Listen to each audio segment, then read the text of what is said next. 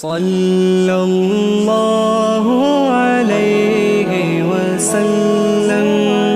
دین میں بہت ساری چیزوں کے درجات ہیں، کچھ چیزیں صرف مباح ہیں، کچھ مستحب ہیں، کچھ چیزیں سنت کا درجہ رکھتی ہیں، اور کچھ پر قرآن و سنت سے نص ملی تو وہ فرض اور واجب کے درجے میں چلی گئی،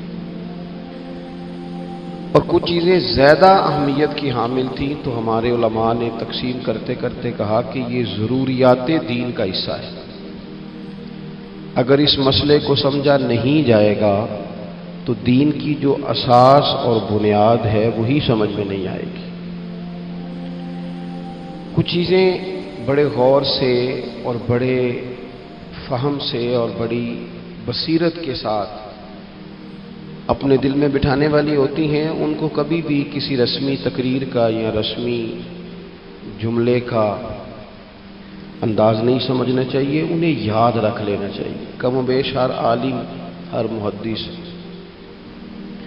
نبی کریم علیہ الصلوۃ والسلام کے فضائل بیان کرنے والے ہر شارع نے، ہر سیرت نگار نے، حضور کے فضائل لکھنے والے ہر امت کے مصنف نے اس کو نقل کیا۔ اسے اچھی طرح سے ہمیں اپنے ذہن میں بٹھانا چاہیے۔ وہ چیز کیا ہے؟ وہ چیز یہ ہے کہ نبی پاک علیہ الصلوۃ والسلام کی جو ذات گرامی ہے نا، وہ ہمارے ایمان کا مرکز و محور ہے۔ دین اسلام سارے کا سارا حضور کے گرد گرد گھومتا ہے۔ مرکز اور بنیاد نبی پاک کی ذات ہے۔ قرآن مجید اللہ کی کتاب ہے، لیکن ہمیں یہ قرآن بھی حضور ہی کے وسیلہ مبارکہ سے ملا ہے۔ دین اسلام کی روشن بین تعلیمات جو کچھ ہمیں نصیب ہوا ہے حضور کے وسیلہ پاک سے ملا۔ نبی پاک علیہ الصلوۃ والسلام کی جو مرکزیت ہے اسے کبھی بھی نہیں بھولنا چاہیے۔ معاشرے کے اندر ہمیشہ یہ ہوتا ہے کہ لوگ اپنی رائے کا اظہار کرنا چاہتے ہیں، اور اب جب سے آسانی ہوئی ہے ذرا رائے کا اظہار کرنے کی، تو بعض ایسے لوگ بھی رائے کا اظہار کرتے ہیں جن بیچاروں کی کوئی رائے ہی نہیں ہے، سرے سے کوئی کسی خاص نظریے کے لوگ ہی نہیں ہیں، پیچھے کوئی تسلسل ہی نہیں ہے۔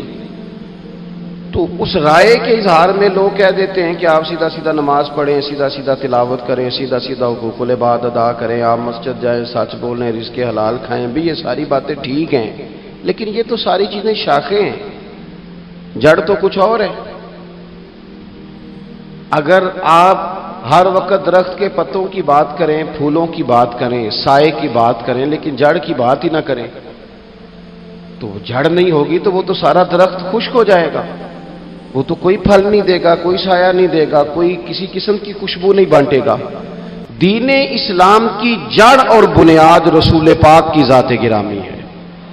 اگر حضور سید عالم علیہ الصلوۃ والسلام کی اس مرکزی حیثیت کو امت سمجھ جاتی ہے تو پھر اسے باقی بھی سارا دین سمجھ میں آئے گا۔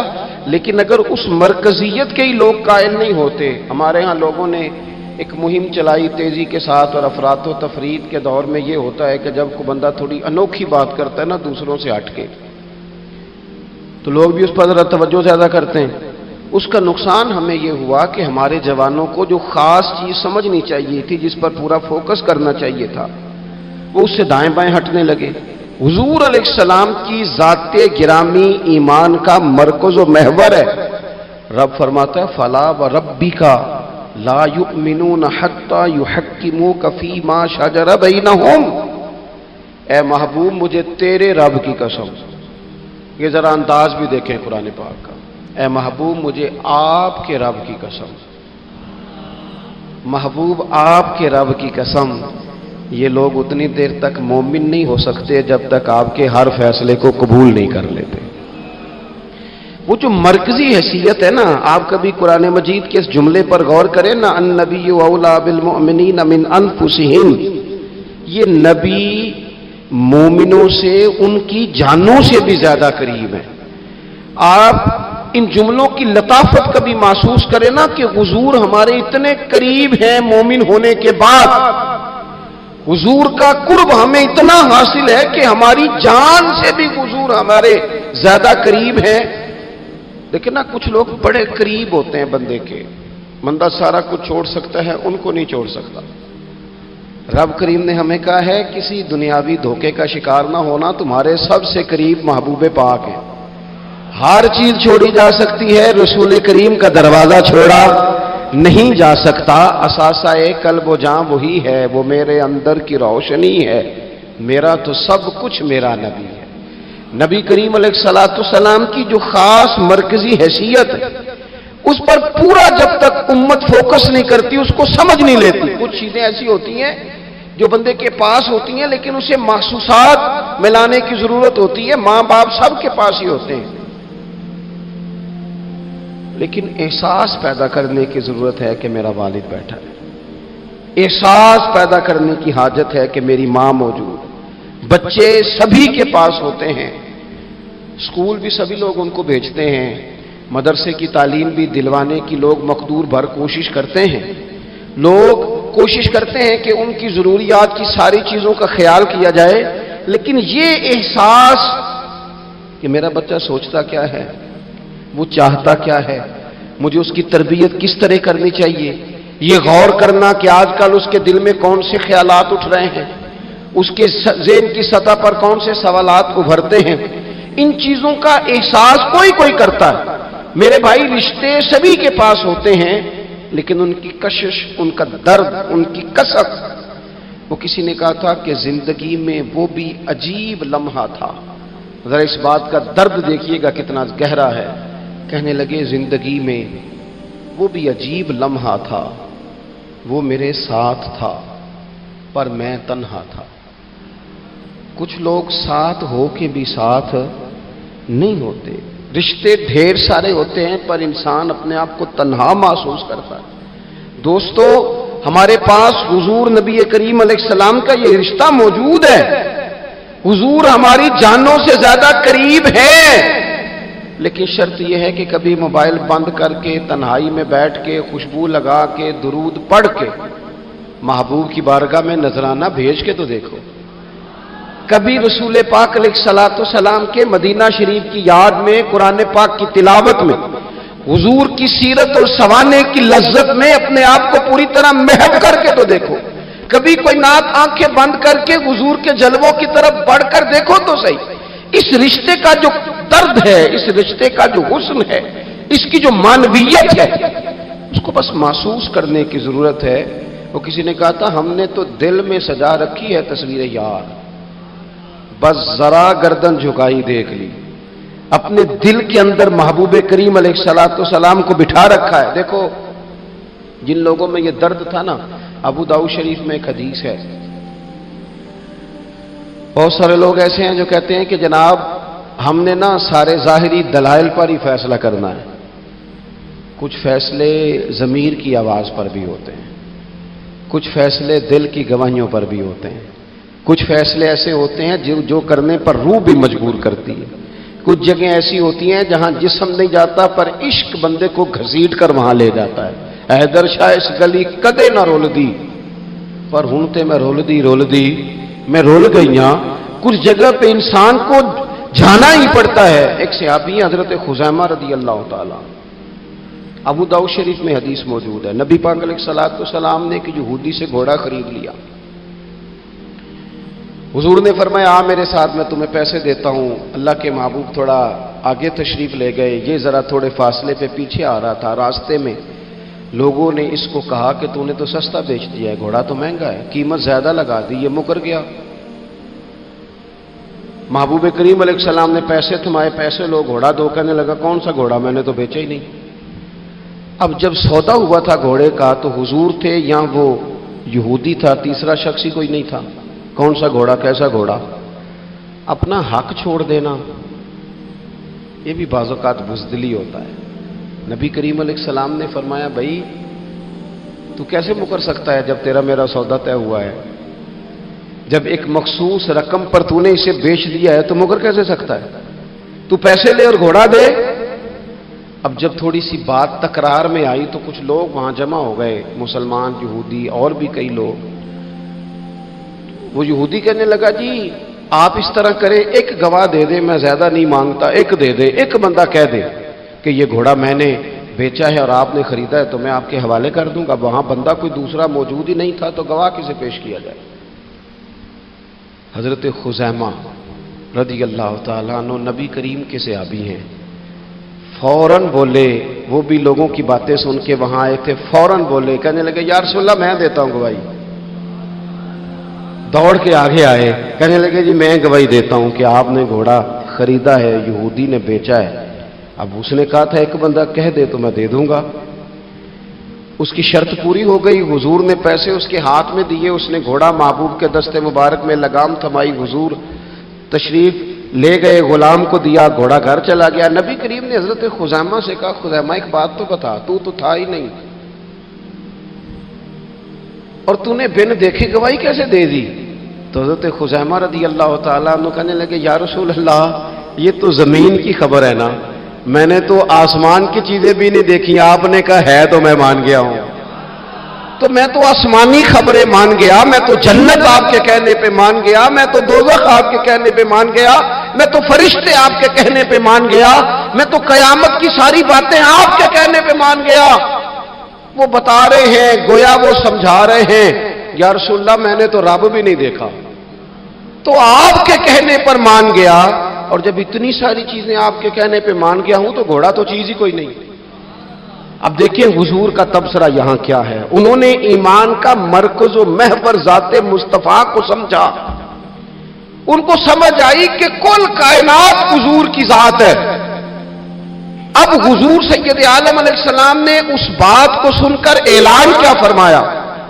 حضور فرمانے لگے لوگوں جہاں بھی شرعی گواہی کی ضرورت ہو نہ دو گواہ چاہیے ہوتے ہیں، لیکن جہاں میرا یہ خزیمہ موجود ہو ایک کی گواہی دو کے برابر شمار کی جائے گی. اتنا بڑا اعزاز، نظریاتی طور پر اتنی زیادہ پختگی. جب تک اپنے ایمان کا مرکز اور محور ذات مصطفیٰ کو نہیں سمجھا جاتا. ایک اور بھی بات عرض کروں، کئی کام ہوتے ہیں وہ کام تو ہوتے ہیں پر خشک بڑے ہوتے ہیں. کچھ ڈیوٹیاں تو ہوتی ہیں لیکن وہ ڈیوٹیاں تھکا بڑا دیتی ہیں. کچھ سفر تو ہوتے ہیں پر وہ سفر پورے وجود کو توڑ پھوڑ کے رکھ دیتے ہیں. لیکن کچھ کام ایسے ہوتے ہیں جو بندہ بڑے ذوق سے کرتا ہے. کچھ ڈیوٹیاں ایسی ہوتی ہیں کہ بندہ کہتا ہے کبھی 2 گھنٹے اور کرنی پڑ جائے نا. کچھ سفر ایسے ہوتے ہیں کہ جس میں بندے کا دل کرتا ہے یا اللہ یہ سفر کبھی روز ملے نا. چلے نہیں سمجھ آتی تو ایک سادی سی کسی شاعر نے بات کی ہے. اس نے کہا ہے کہ دنیا دیا سفراں تو بندہ تھک بھی تو جاندا ہے نا، پر سفر مدینے دا ہر بار ہی بڑا سونا. کچھ سفر تھکاتے نہیں نا، اکتاہٹ نہیں ہوتی. کچھ چیزیں انسان ذوق سے کرتا ہے. اس کی طبیعت اگر نبی پاک علیہ السلام کی ذات کے ساتھ دل کی قلبی وابستگی ہو جائے، دین کا کام تھکاوٹ پیدا نہیں کرتا. مسجد کی حاضری بوجھ نہیں بنتی. انسان کے لیے کوئی بھی خیر کا کام کرنا مشکل نہیں ہوتا. اس کا وجود ڈھل سا جاتا ہے. اس کی طبیعت اس طرح کی ہو جاتی ہے کہ جیسے سارے نور سے ہو کر آتا. شرط یہ ہے کہ کامل محبت ہو. آج کل ڈھیروں لوگوں کو دعویٰ ہے حضور کی محبت کا، ڈھیروں لوگوں کو، اور بالکل ٹھیک ہے ہونا بھی چاہیے. لیکن اپنے آپ سے پوچھ لینا چاہیے اچھی طرح سے، ہمیں اچھی طرح سے غور کر لینا چاہیے کہ شہرت زیادہ پیاری ہے کہ حضور؟ یہ ہمیں غور کرنا چاہیے. ہمیں غور کر لینا چاہیے کہ دولت زیادہ پیاری ہے کہ نبی پاک علیہ الصلوۃ والسلام کی ذات؟ ہمیں غور کرنا چاہیے کہ برادری اور قبیلے کی رسمیں زیادہ پیاری ہیں یا حضور کے دین کی بات زیادہ پیاری ہے؟ ہمیں پہلے غور کر اپنی ترجیحات کا تعین کرنا چاہیے، اور پھر ہمیں اپنے دل سے یہ بھی پوچھنا چاہیے کہ تیرا فلاں دوست سے ملنے کو تو بار بار دل کرتا ہے، اہل خانہ کو، گھر والوں کو ملنے کو تو تیرا بار بار جی چاہتا ہے، کیا تیرے دل میں کبھی بیٹھے بیٹھے تڑپ اٹھتی ہے؟ بیٹھے بیٹھے، اور کبھی تیری آنکھیں باہر آتی ہیں کہ رب کوئی موقع بنا دے اور میں جا کے حضور کا شہر مبارک بھی دیکھا ہوں؟ اچانک دل کرتا ہے نا کسی شخص سے بات کرنے کو، تو کیا بالکل بیٹھے بیٹھے کبھی اچانک نعت سننے کو بھی دل کرتا ہے کہ نہیں؟ کبھی اچانک حضور کی سیرت کی طرف بھی توجہ بیٹھے بیٹھے چلی جاتی ہے کہ نہیں؟ دیکھیں کوئی بندہ بھی انکار نہیں کرے گا جب کسی سے کہا جائے گا کہ مجھے حضور علیہ السلام سے بڑی محبت ہے. لیکن آپ کو کس سے محبت ہے، آپ کس سے پیار کرتے ہیں، یہ صرف آپ کو ہی پتا ہوتا ہے. میں کس سے محبت کرتا ہوں، میرے دل میں کس بندے کے لیے کتنی گنجائش ہے، یہ سامنے والا نہیں ماپ سکتا، یہ صرف میں ہی ماپ سکتا ہوں، جو کہ دل جو میرا ہے، یہ باطنی کیفیات میری ہے۔ ہم روز نعرے لگائیں، روز زور شور سے نعرے لگائیں، لوگ سن کے کہیں کہ بڑا پیار کرتا ہے یہ حضور سے، لیکن یہ ہمیں پتا ہے ہماری قلبی واردات کیا ہے، ہمیں خبر ہے۔ دیکھیں نا، صحابہ سچے لوگ تھے، حضرت عمر رضی اللہ تعالیٰ عنہ حضور کی بارگاہ میں حاضر ہیں تو عرض کی، یا رسول اللہ صلی اللہ تعالیٰ علیہ وسلم، مجھے آپ ہر چیز سے زیادہ پیارے ہیں، لیکن حضور مجھے لگتا ہے مجھے اپنی جان آپ سے زیادہ پیاری ہے۔ سچ بولنا ہے نا، نیرا دعویٰ نہیں کرنا، بات کو کھول کر بیان کر کے واضح کر کے بیان کرنا۔ یا رسول اللہ صلی اللہ تعالیٰ علیہ وسلم، مجھے محسوس ہوتا ہے مجھے اپنی جان آپ سے زیادہ پیاری ہے، تو حضور نے ان کے دل پر ہاتھ رکھ کے فرمایا، عمر ابھی ایمان نہیں مکمل ہوا۔ تو حضور کے دست پاک کا فیض آیا کہ حضرت عمر اسی وقت بول پڑے، عرض کرنے لگے، حضور آپ حکم کریں، میں جان بھی قربان کرنے کو تیار ہوں۔ اپنے آپ سے بات کریں، اپنے اوپر تھوڑی توجہ دیں، دوسروں کو تبلیغ کرتے، دوسروں کو واعظ کرتے، دوسروں کو نصیحت کرتے، دوسروں کو سمجھاتے تو بڑا وقت گزر گیا۔ اب تھوڑا سا نا اعلیٰ حضرت رحمۃ اللہ علیہ سے لوگوں نے کہا آپ واعظ کہیں، تو فرمانے لگے ابھی تو میں اپنے نفس کو نہیں واعظ کہہ سکا، اپنے آپ سے میں ابھی گفتگو نہیں کر سکا، تقریر نہیں کر سکا، تو لوگوں کو کیا واعظ کروں گا۔ ہم تھوڑا سا نا اپنے اوپر توجہ دیں، حضور کی محبت کا جو ذوق صحابہ کے ہاں ہے۔ آج بڑے سارے لوگ نہیں ہیں جو بچ بچ کے بات کرتے ہیں، بچ بچ کے۔ میں تو اپنے زمانے میں دیکھتا ہوں کہ سیاسی لیڈروں کے نعرے لگاتے وقت لوگوں کو کوئی کسی قسم کی آر محسوس نہیں ہوتی۔ وہ گاڑی جو کبھی کسی غریب کے ہاسپٹل جانے کے کام نہیں آئی، سیاسی لیڈر کا جلسہ ہو تو وہ بھی گاڑی اندر سے نکل آتی ہے، اور اس پر 10 بندے چڑھ جائیں تو ٹوٹنے کا بھی کوئی خطرہ محسوس نہیں ہوتا۔ لیکن وہ لوگ جو اتنا تگڑا کر کے اپنے لیڈر کا نعرہ لگا رہے تھے، انہیں چاہیے تو نا کہ اس سے کئی 100 گنا بڑھ کے ان کی زبانوں پہ حضور کے تذکرے جاری ہوتے، اور ان کی زبانیں پوری طرح تر ہوتی درود و سلام سے۔ لیکن آپ دیکھ لیں ہم اپنی اپنی فیلڈ میں، اپنے اپنے معاملات میں کتنے زیادہ مضبوط ہیں اور کتنے زیادہ آگے ہیں، لیکن ذات رسالت معاب کے معاملے میں ہمیں وہ جوش، وہ محبت جس کا ہم اظہار کرتے ہیں، ہمیں اسے کیفیات میں لانا چاہیے۔ اور کچھ لوگ ایسے بھی ہیں جو اس معاملے میں بھی بڑے سنجیدہ ہو کے رہنا پسند کرتے ہیں۔ وہ کہتے ہیں نہیں جی نہیں، اب میں جلوس میں جاؤں۔ اور میں حیران ہوتا ہوں، جو قوم روز کوئی نہ کوئی جلوس نکالتی ہے، وہ نبی پاک کا جلوس آتا ہے تو وہ شرعی دلائل پوچھنے شروع کر دیتی ہے کہ بھئی اس پر کوئی دلیل ہے؟ تو میں نے کہا یہ جو روز نکلتے ہیں ان پر دلیلیں ہیں؟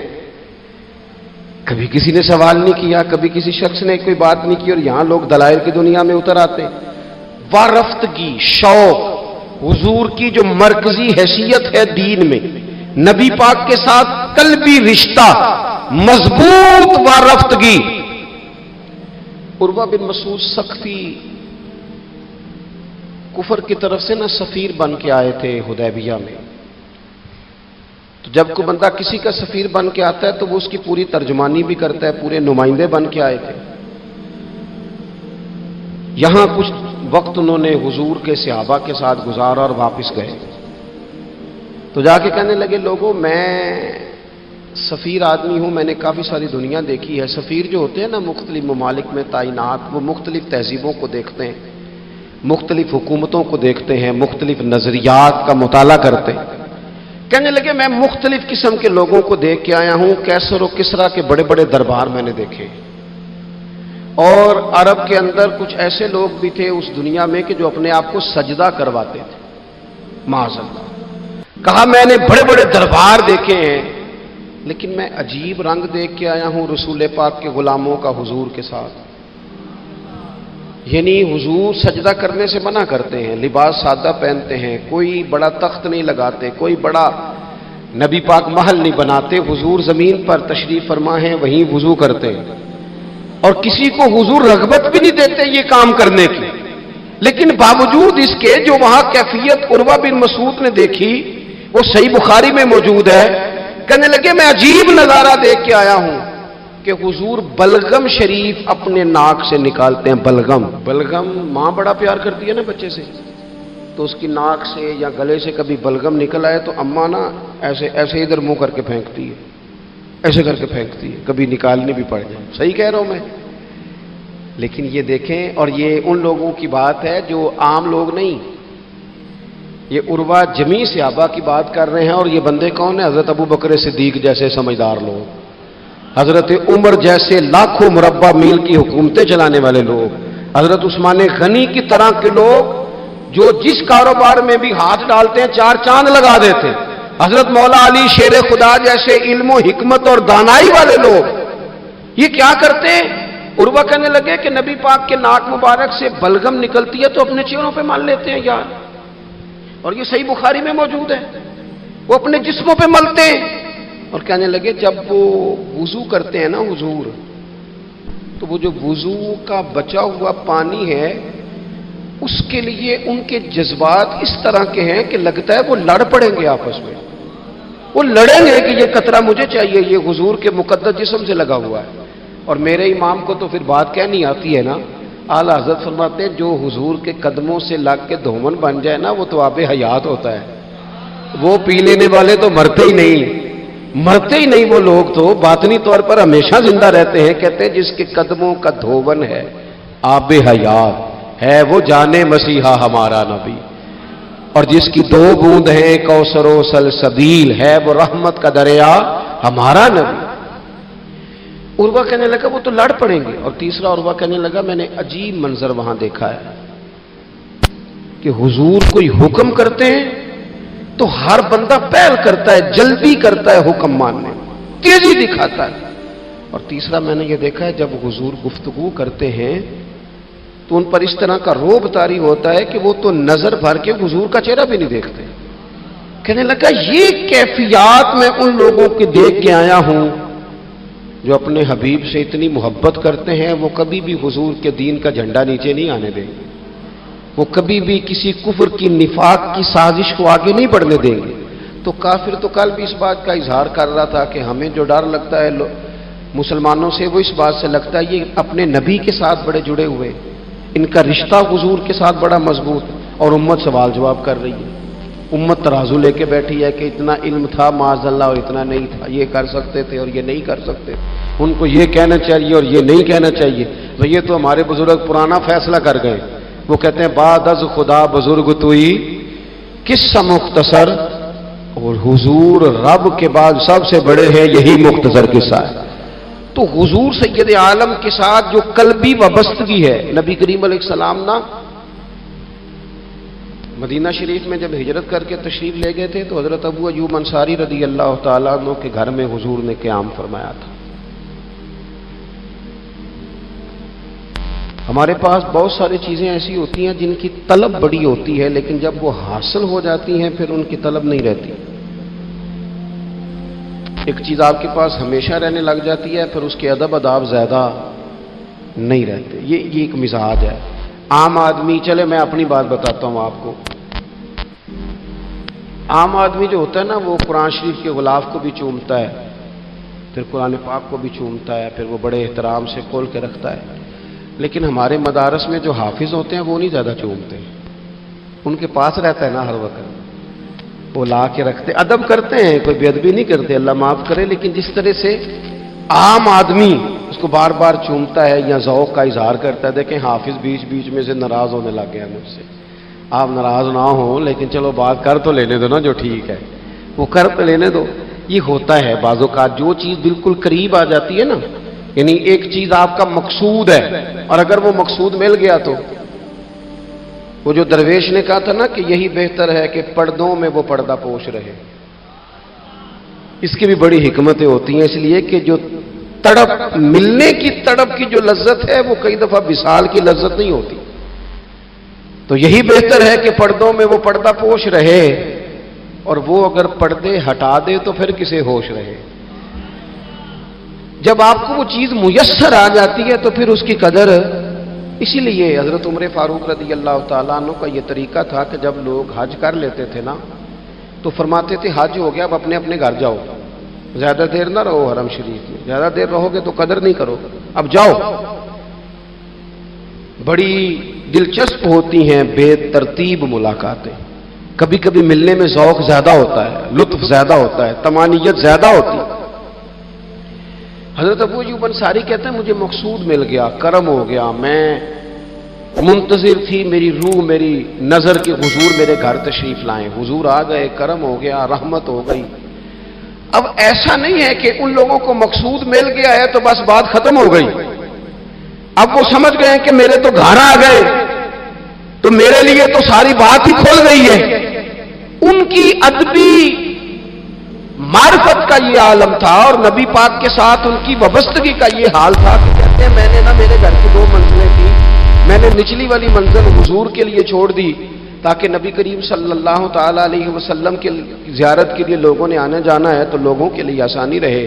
فرماتے ہیں نیچے حضور آرام فرما ہیں اور میں اوپر والی منزل پہ تھا، جا کے چارپائی پہ لیٹ گیا.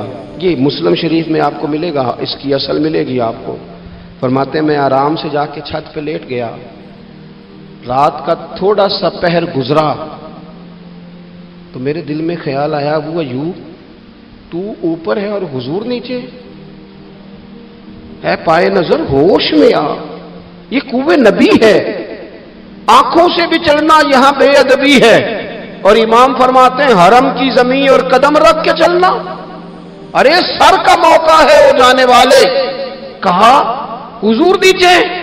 فرماتے ہیں ساری رات میں ایک دیوار کے ساتھ پیچھے ہو کے بیٹھا رہا، ساری رات یہ سوچتا تھا کہیں میں وہاں نہ چل دوں جہاں حضور آرام فرما ہو، میرے قدم نہ آ جائیں. میں تڑپتا رہا. مقصود پاس آ گیا ہے، وہ چیز حاصل ہو گئی ہے، لیکن اس کی تڑپ میں اضافہ ہوا ہے، احترام بڑا ہے.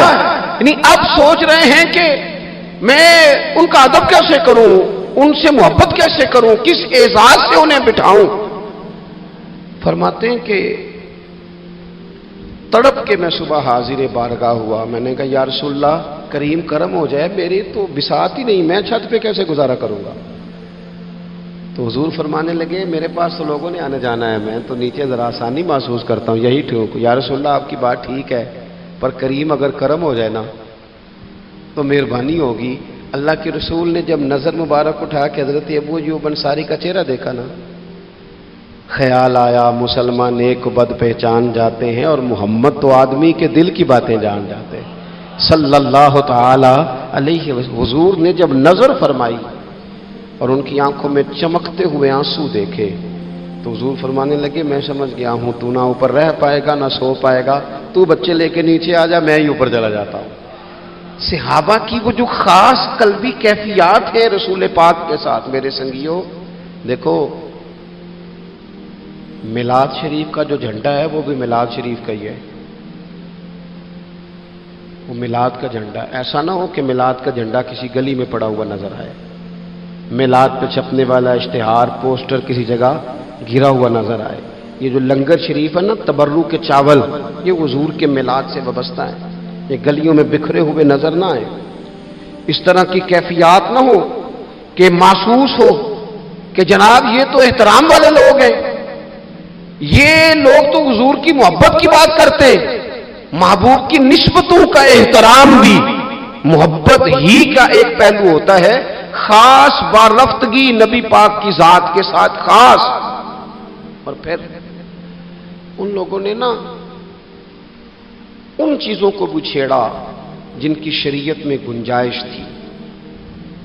شریعت کے 2 حکم ہیں، ایک عزیمت ہے ایک رخصت ہے. ایک یہ ہے کہ اگر حالات بڑے سخت ہیں بڑے گڑبڑ ہیں تو آپ تھوڑی دیر کے لیے سائڈ پہ ہو جائیں، رخصت ہے اجازت ہے. اور ایک یہ ہے کہ آپ ڈٹ جائیں نا حالات کے سامنے، پھر اللہ مددگار ہے. ایک یہ ہے کہ گنجائش ہے اور ایک یہ ہے کہ دل نہیں میرا مانتا، میں گنجائش کا کیا کروں، میری طبیعت نہیں مانتی. چلیں ایک بات اور کھول دیتے، ایک ہوتا ہے حکم، ایک ہوتی ہے رضا. ان دونوں میں فرق ہوتا ہے. وہ جی میں نے حضرت صاحب سے کہا جی مجھے اجازت ہے میں جاؤں، انہوں نے کہا جاؤ میں چھٹی لے کے آیا ہوں. بھائی آپ نے چھٹی مانگی تھی، حضرت نے دے دی، استاد جی نے دے دی، یہ تو حکم ہے، لیکن تمہیں بھانپنا چاہیے تھا نا ان کی مرضی کیا ہے. ان کی رضا کیا ہے؟ رضا تو اس طرح کی ہوتی ہے کہ مکتب عشق کا دستور نرالا دیکھا، اس کو چھٹی نہ ملی جس نے سبق یاد کیا۔ میرا ایک دیہاتی ماحول سے تعلق ہے۔ ہمارے سرکاری اسکولوں میں نا ایک مانیٹر بنا دیتے تھے، جو بچہ لائق ہوتا تھا نا وہ مانیٹر بن جاتا تھا، حالانکہ لائق ہوتا تھا، سیانا ہوتا تھا، لیکن مانیٹر بن کے نا اس کی ذمہ داری بڑھ جاتی تھی، پھر اس کو کنجیاں ہی مل جاتی تھی، اسی نے سب سے پہلے آنا ہے، اس نے سب سے بعد میں جانا ہے، ہر چیز اس کے سپرد۔ پیار جو زیادہ کریں ان کی ذمہ داریاں بھی زیادہ ہوتی ہیں۔ یہ کیا بات ہوئی کہ میری محبت زیادہ ہے تو میں مسجد میں غیر حاضر ہوں، میں حضور کا میلاد شریف زیادہ مناتا ہوں تو میں نے سنت شریعت کو اپنایا ہی نہیں۔ محبت مجھے حضور سے زیادہ ہے، لیکن حضور نے جو حقوق العباد ادا کرنے کا سبق پڑھایا ہے اس پر میری توجہ ہی نہیں۔ بھئی اگر آپ کا پیار زیادہ ہے تو پھر آپ کی ذمہ داری بھی زیادہ ہے، پھر آپ کو زیادہ حساس ہونا چاہیے۔ نبی کریم صلی اللہ تعالی علیہ وسلم نے ایک قانون دیا ہے کہ لا یکلف اللہ نفسا الا وسعها۔ رب فرماتا ہے جو بوجھ کوئی اٹھا نہ سکے ہم اس پر وہ بوجھ نہیں ڈالتے۔ اللہ کے راستے میں آپ نے خرچ کرنا ہے تو اگر آپ کی جیب اجازت دیتی ہے تو خرچ کریں، نہیں دیتی تو نہ کریں۔ شریعت اسلامیہ نفلی صدقات کے معاملے میں انسان کو مجبور نہیں کرتی۔ اسی طرح محبت کا معاملہ ہے، خدمت کا معاملہ ہے، لیکن صحابہ بعض وہ کام بھی کرتے تھے جو شرعی طور پر ان پر ضروری نہیں تھے، اور جب کرتے تھے تو کیوں کرتے تھے؟ محبت مجبور کرتی تھی، پیار مجبور کرتا تھا۔ طبرانی میں موجود ہے، اللہ کے حبیب علیہ الصلوۃ والسلام کو اچانک ایک صحابی نے دیکھا اور فوراً عرض کرنے لگے یا رسول اللہ میرے ماں باپ قربان ہو، چہرے پر نکاہت بڑی ہے، کمزوری ہے، کیا وجہ ہوئی؟ تو حضور نے ایک ٹھنڈی آہ بھری اور فرمایا میں نے کئی دنوں سے کھانا نہیں کھایا، کھجور اور پانی پر گزارا ہے۔ میٹھا کھانا بھی سنت ہے لیکن فاقہ کرنا بھی سنت ہے۔ اپنی مرضی کی سنت ادا کر لینا یہ تو بڑا آسان کام ہے، لیکن میرے بھائی شریعت اسلامیہ میں جو چیز غالب رہی ہے اس پر بھی کبھی کبھی ذوق کریں۔ اور پھر حضور کا جو فقر ہے اختیاری ہے، نبی پاک نے مانگ کے غریبی لی اللہ تعالیٰ سے کہ یا اللہ ایک وقت روٹی دے ایک وقت فاقہ دے، تو نبی کریم علیہ السلام نے فرمایا کہ میں نے کھانا نہیں کھایا، کھجور پانی پہ گزارا ہے کئی دنوں سے۔ اب اس صحابی کو حکم تو دین کا یہی ہے نا کہ اگر گھر میں کچھ ہے تو لے آؤ، ورنہ شریعت پابند تو نہیں کرتی۔ تو وہ پہلے اپنے گھر گئے، جا کے پوچھا کوئی چیز ہے؟ گھر والوں نے کہا کوئی نہیں۔ پھر وہ پڑوسیوں کے گھر میں گئے، کوئی کھانے کی چیز ہے؟ کوئی نہیں۔ رشتہ داروں سے محلے داروں سے پوچھا، کوئی نہیں۔ چپ کر کے نہیں بیٹھے، ایک یہودی کے باغ میں گئے، کہنے لگے یار کوئی مزدوری مل جائے گی؟ وہ سجنا یار مناؤن دی خاطر اساں کی بھیس بٹائے، کوئی مزدوری ملے گی؟ اس نے کہا گرمی بڑی سخت ہے، پانی کنویں کا نیچے چلا گیا، ایک ڈول پانی کا اگر نکال سکتے ہو تو ایک کھجور دوں گا۔ فرمانے لگے منظور ہے۔ کہتے میں نے اپنے کندھے سے چادر اتار کے بچھا لی، ایک ڈول پانی کا نکالتا، ایک کھجور ملتی، وہ میں اس کپڑے میں ڈالتا جاتا، چادر میں ڈالتا جاتا۔ جب ذرا میری چادر بھر گئی کھجوروں سے، میں نے اسے سمیٹا، لے جا کے حضور کی بارگاہ میں پیش کیا، محبوب وہیں بیٹھے تھے۔ کہتے حضور نے میرا پسینے سے شرابور وجود دیکھا اور میرے چھالوں سے بھرے ہوئے ہاتھ دیکھے اور میری تھکے تھکے وجود کو دیکھا، تو کریم نے ایک کھجور اٹھائی اور اٹھا کے منہ میں رکھی۔ حضور فرمانے لگے کس نے تجھے مجبور کیا یہ کام کرنے پہ؟ اس کی مجبوری تو کوئی نہیں نا، کس نے تجھے مجبور کیا؟ تو کہتے ہیں دو آنسو میرے بھی چھلک پڑے۔ میں نے عرض کی حضور ہمیں کوئی مجبور کر سکتا ہے؟ ہمیں آپ کی محبت نہیں مجبور کیا، حضور یہ محبت ہے جس نے مجبور کیا۔ یا رسول اللہ کائنات کی ہر چیز سے بڑھ کر آپ سے پیار ہے۔ یہ غریب آدمی، سادے لوگ ہیں، یہ بہت مہنگے تحائف لانے کی ظاہری پوزیشن میں نہیں ہیں، لیکن دیکھو نا اظہار محبت کے معاملے میں کتنا بڑا دل رکھتے ہیں۔ یا رسول اللہ صلی اللہ تعالی علیہ وسلم آقا محبت نے مجبور کیا، وہاں انعام نہیں ملا، ظاہری طور پر جو انعام ہوتے ہیں وہ نہیں، اس کا نہیں حضور نے اعلان کیا۔ حضور فرمانے لگے سن، اگر تو مجھ سے محبت کرتا ہے تو فقر و فاقے کی تیاری کر، مصیبت کے لیے تیاری کر۔ اگر جو مجھ سے محبت کرتا ہے اس کی طرف تو مصیبتیں دوڑ کے آیا کرتی، پھر تو تیاری رکھ، پھر تو سہنا سیکھ، پھر دل بڑا کر، کشادہ کر، پھر دیکھ تجھے آزمائشیں آئیں گی، زخم پہ زخم کھا کے جی، خونے جگر کے گھونٹ پی، آہ نہ کر اب لبوں کو سی، یہ عشق ہے کو دل لگی نہیں۔ یہ کوئی ایسی تھوڑی ہے کہ تیری دل لگی تھی اور تو دو باتیں کر سن کے تو چلا گیا، یہ عشق ہے کوئی دل لگی نہیں۔ تو حضور کو جس انداز میں صحابہ نے چاہا، جس طرح انہوں نے نبی پاک سے محبت کی، اپنی ساری توجہات کا مرکز ذات رسالت کو بنایا، حضور کی رضا کو ہر معاملے میں مقدم جانا، ہماری ذمہ داریاں ہیں کہ ہم بھی اپنے محبوب کے لیے اپنے جذبات کو کشادہ کریں، اپنے دل میں وہ ساری باتیں پیدا کریں جس کی بنیاد پر ہمارا بھی ایمانی رشتہ نبی کریم سے مضبوط ہو سکے۔ بات ختم کرنے لگا ہوں۔ دیکھو، جس کو حضور سے پیار ہوگا نا، اسے نبی پاک کے صحابہ سے بھی پیار ہوگا، اور جسے حضور سے محبت ہے اسے اولاد رسول سے بھی محبت ہے، اور جسے حضور سے محبت ہے اسے امت رسول سے بھی محبت ہے۔ میں اور آپ بڑے آرام سے اپنے اپنے گھروں میں بیٹھے، لیکن 2 مہینے ہونے کو ہیں، سیلاب والے اپنی بیٹیاں لے کے جھونپڑیوں میں بیٹھے سڑکوں میں۔ 4 دن خبریں زیادہ تھیں اخبارات میں، تو ہمیں بھی تھوڑا احساس زیادہ تھا، کیونکہ اب خبریں مدھم ہو گئی ہیں تو ہماری طبیعتیں بھی مدھم ہو گئی ہیں۔ ہم تو چلتے ہیں کہ آج کل ٹرینڈ کیا ہے، وائرل کیا چیز ہے، اس کے مطابق ہم بھی اپنا ٹرینڈ چینج کر لیتے ہیں۔ میں مسافر ہوں، بڑے سفر کرتا ہوں روز، تو بہت سارے لوگ محبت سے کہتے ہیں آج ہمارے ہاں رہ جائیں، تو میں ان سے کہتا ہوں یار جو نیند اپنے بیڈ پہ آتی ہے وہ کسی اور جگہ نہیں آتی، گھر ہی جانے دو، گھر ہی بندہ آرام سے سکون سے سو سکتا ہے۔ کسی کا بڑا بہترین گھر بھی ہو تو جب کسی کے گھر نیند نہیں آتی، بچے نہیں سوتے، اپنے گھر جانا ہے، تو مجھے بتاؤ جو بیچارے جھونپڑیوں میں آ کے بیٹھ گئے، ان کے لیے کتنی مشکل بات ہے، خیموں میں بیٹھے۔ لیکن کیا کریں، اس وقت جتنی سیاسی جماعتیں ہیں نا ملک میں، سب حکومت میں ہیں، کسی کی پنجاب میں حکومت ہے، کسی کی مرکز میں ہے، کسی کی کہیں ہے۔ چاہیے تھا نا یہ سارے وسائل استعمال کرتے اور ان لوگوں کی خدمت میں پہنچتے۔ ہمیں اپنے دل کشادہ کرنے چاہیے حضور کی امت کے لیے۔ میلاد شریف کی جہاں جہاں بھی محفل ہو نا، کوشش کریں غرباء کو بٹھا کے اچھے طریقے سے روٹی کھلائی جائے، ان کا اکرام کیا جائے، اس لیے کہ یہ نبی پاک کی امت ہے، ان سے پیار کیا جائے۔ اور دیکھو، حضور سے پیار ہے تو امت سے پیار ہے، تو پھر ہمیں حضور کی شریعت سے بھی پیار ہونا چاہیے نا۔ ہمیں ہر جگہ مقدم کرنا چاہیے دین کو۔ اگر کل 10ویں 40ویں جنازے پہ ہم دین کی بات کرتے ہیں تو پھر ہمیں نکاح، ولیمے اور عقیقے والے دن بھی دین کی بات ہی کرنی چاہیے، وہاں بھی ہمیں ترجیح دین ہی کو دینی چاہیے۔ یہ کیا بات ہوئی کہ جب غم آئے تو رخ اللہ رسول کی طرف ہو گیا، اور جب خوشیاں ملی تو پھر سارے شیطانی کام شروع کر دیے۔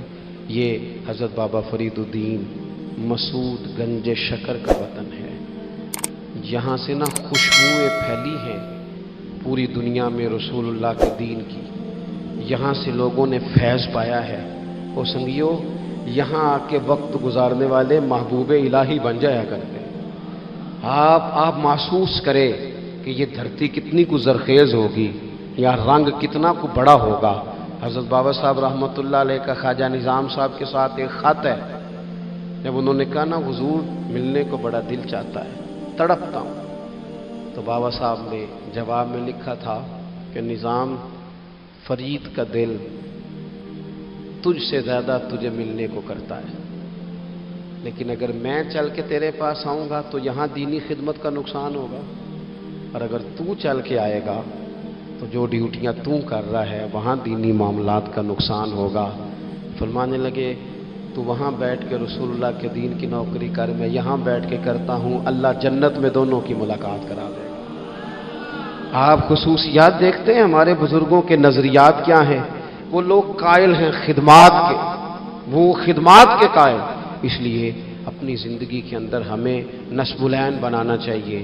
آج اس جگہ بیٹھ کر حضور کی محفل پاک سجا کر ہمیں اس بات کا تہیہ کرنا چاہیے کہ ہم حضور سے بھی پیار کرتے ہیں، حضور کی امت سے بھی پیار کرتے ہیں، صحابہ سے بھی پیار کرتے ہیں، اولاد رسول سے بھی پیار کرتے ہیں، نبی پاک پر آنے والی کتاب سے بھی پیار کرتے ہیں، اور رسول پاک علیہ السلام نے جس سے پیار کیا ہم ان سب سے بھی پیار کرتے ہیں، اور حضور نے جس محنت کے ساتھ دین کی تعلیمات ہم تک پہنچائی ہیں ہم ان تعلیمات کو بھی دل و جان سے چاہتے ہیں۔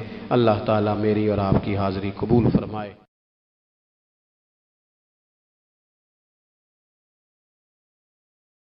نہ چھڈنا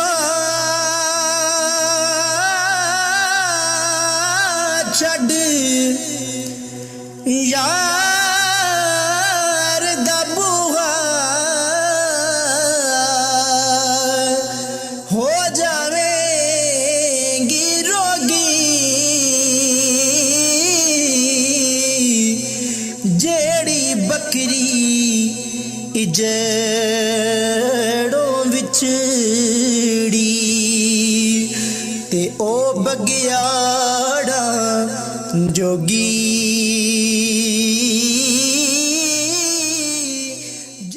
ٹر گئے یار جدائیاں والے ہو مینوں چھڈ گئے وچ پردیساں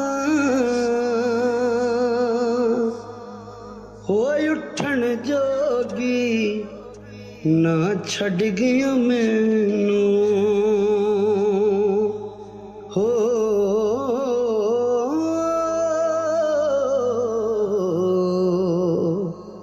بیٹھی ہنجواں